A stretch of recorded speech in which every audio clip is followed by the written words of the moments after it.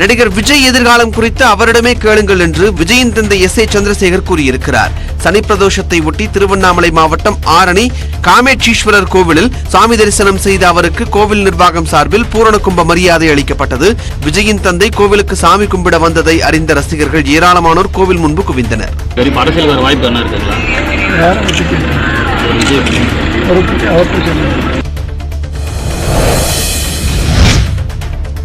கரூரில் அமைச்சர் உதயநிதி ஸ்டாலின் பங்கேற்ற நிகழ்ச்சியில் வாழைத்தார்களை பொதுமக்கள் எடுத்துச் செல்வதை தடுக்கும் விதமாக போலீசார் காவல் காத்தனர்.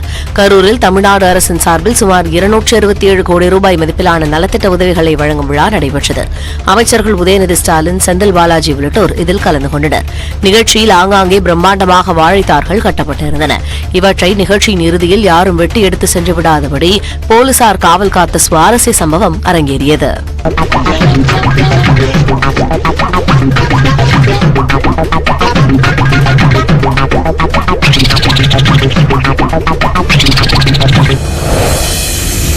மயிலாடுதுறை மாவட்டத்தில் நேரடி நெல் கொள்முதல் நிலையங்களில் 60,000 டன் நெல் மூட்டைகள் தேக்கமடைந்துள்ளன. விவசாயிகளிடமிருந்து நெல் கொள்முதல் செய்யும் பணிகளில் சுணக்கம் ஏற்பட்டுள்ளதால் நெல் மூட்டைகள் தேக்கமடைந்துள்ளன.